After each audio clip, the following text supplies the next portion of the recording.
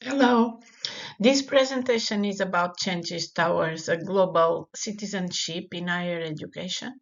And what we would like to do is share some thoughts and some reflections and also some practices that we used to do. So this is a good question. Where are we in terms of education, in terms of school, in terms of classroom? Where are we? So we know the educational system evolves with the world evolution. Is this happening now?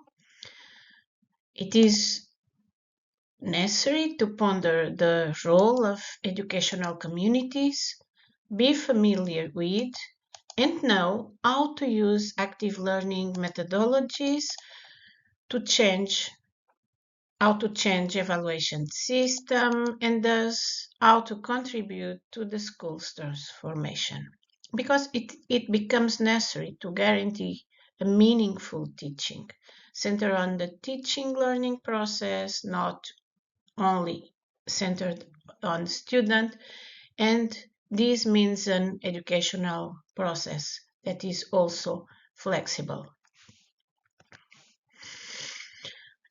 Another question: are higher education institutions responding to the needs of society in general and for the various professional needs in particular? We hope so and we want to. So, rethinking spaces and structures is, of course, very important to adapt to the present moment, but also rethink contents and skills, and all above, teams and relationships becomes essential. Active learning methodologies are increasingly recognized and valued, and this long-term strategic thinking in education should not lead to a single model, but rather consider different trends and their possible futures in each country, each classroom, each context, socio-economic context or political context, each specific local and community.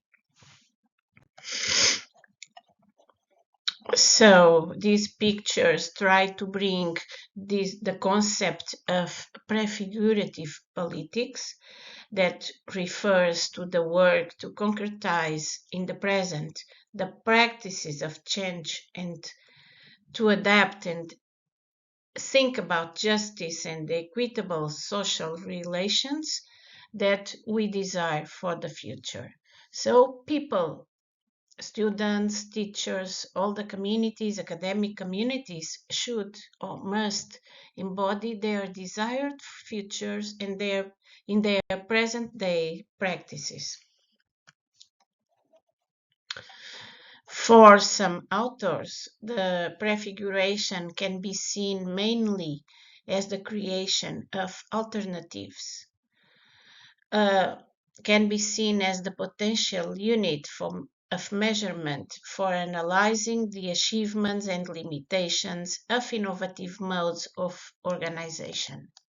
So when this happens, prefiguration occurs through activities or projects aligned with the movement's goals or topics.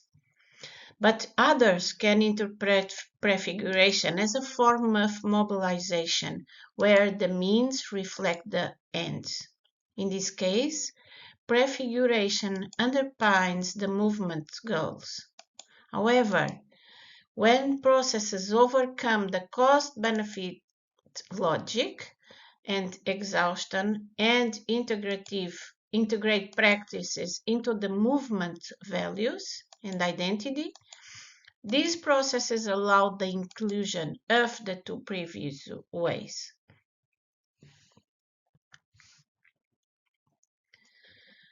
Higher education institutions can be unique and valuable experimentation labs.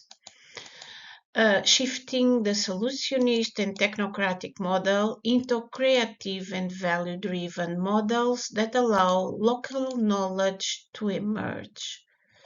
So if we think, how can individual research projects confined in current realities study the social change toward desired futures, we can see inherent to prefigurative practices that we can find openness and fluidness needed to develop some institutional forms.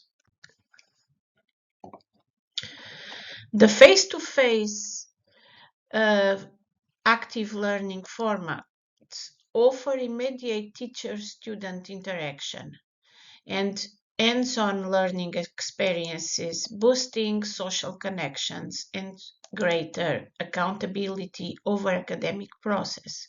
So if we think about the place for the classroom, uh, we should think about this classroom must be a place where empathic relationships are established and the foundations for individual motivation or development and created strengthening existing social relations and therefore creating conditions for dialogue and debate that exist.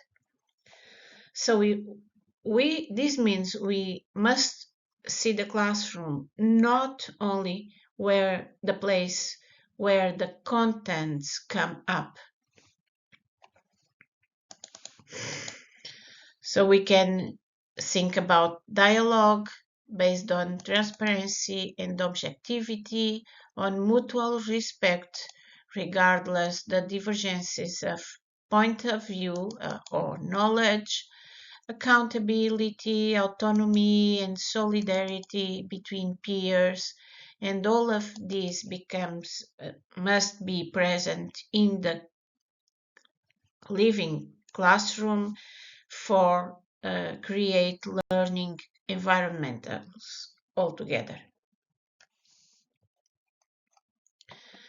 So this teaching learning process that encompasses the various dimensions, the cognitive, the ethical, the civic, the social, the collaborative, and the emotional, we think is the way to think about education now. And so we can say we must move from interdisciplinarity concept to interdimensionality. And here we cannot forget four main dimensions. The pedagogic one, which allows students and us to learn with the mistakes, the methodologic, the ethics, the care and the respect with everybody, and the collaborative dimension also. So the collective work between areas of knowledge and different types of knowledge generates empathy and activates citizenship actions and contributes to education for peace. And this is what we are used to see about the teacher for the 21st century, a multitask people that do a little bit of all these kind and different ways of be in the classroom or be with the students. And the active learning practices have been used in non-formal education processes, have been adapted for active public participation, but also more recently reach schools, namely higher education. So they have the great advantage of giving meaning to learning because they stimulate learning. In that kind of autonomy, responsibility, reflexive way, and promote the construction, the building of knowledge, and enable action for the future. So in this context, we can understood research as an experimental work or even active civic actions.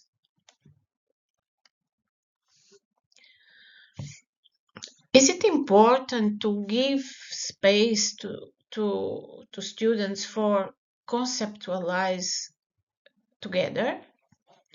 This practice of intentionally constructing concepts collectively necessarily presupposes that the different knowledge each student brings with them to the classroom is valued.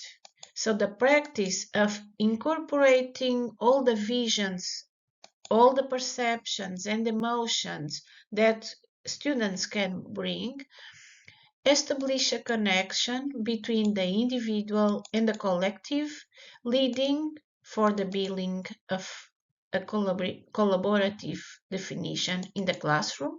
So subsequently, we confront that with what science says and across its multiple visions.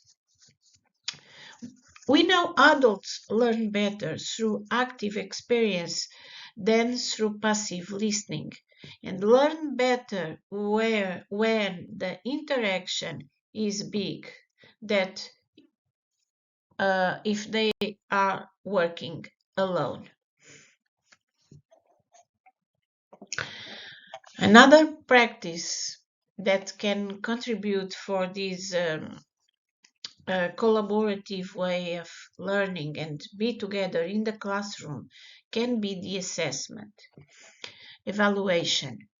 Assessment should be seen as an instrument for continuous regulation of the teaching learning process.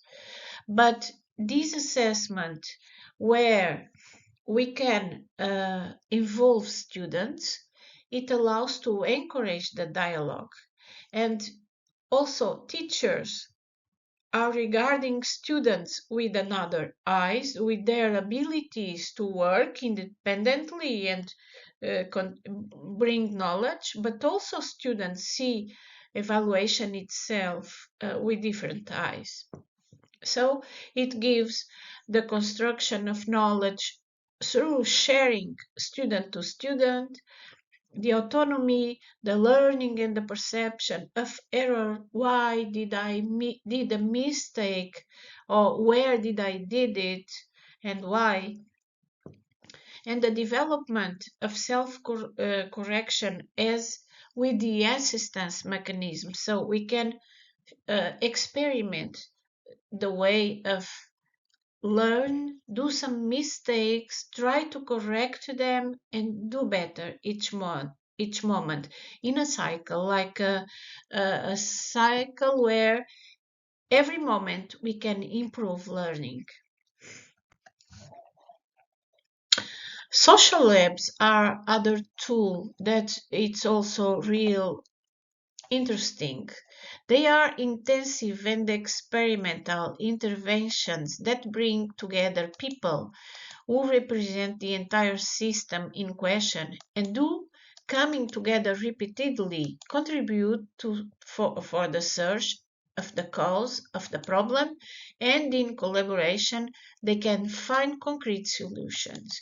This means the possibility for real progress, and this can be used in the classroom with students, but also in other contexts like just public participation processes. In these social labs, the participation of the different stakeholders behind consultation is really important. It's more than the consultation. It's just to listen to them, to collect information and allow them to be together and build knowledge together. So this is not a time and a space for just one-off experiment, but it is a continuous and sustainable effort that reflects experimental nature of these social labs. The ideas and initiatives developed in social labs aim to be systematic. So this means arriving at a solution that goes behind the focusing on just one part, but look for the whole problem as a only one and try together to reach different solutions for that problem.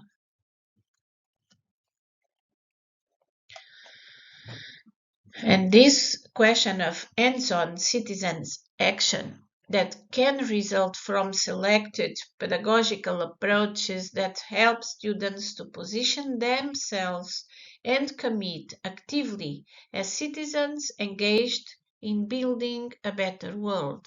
Because if we think about planetary citizenship, which implies that everyone is aware that we are part of a single group, the planetary people, and that we can only live well when they work towards the same goal. That means the well-being of the entire planet. Education can play a determining role in the construction of critical thinking and contribute to social transformation, making each student an agent of active citizenship. So we need to put the educational processes doing or allowing to the development of critical thinking, the empower of students and active citizenship to drive local problems and situation and contexts and work on it, and also achieve the goal, the global well-being. So we must be together, try on local solutions and problems, but at the same time focus on the global and focus on create a better world altogether. That is our point. Another way to contribute to this citizenship is the pedagogic supervision, where students and teachers can be in a more restricted contact, allowing the interaction one per one. This critical analysis of the previous practices that we have done lead to the reflection and the desire for continuous improvement of what has been analyzed, can foster in students a desire to deepen their knowledge and improve their actions because they want to go deeper on learning and on building knowledge. And they know they have the help of the teacher. In other words, a critical analysis of professional practices makes them more transformative. Why? Because this process should equip students with the desire and the ability to reconceptualize their pedagogical knowledge and to participate individually and collectively in the reconstruction of school pedagogy.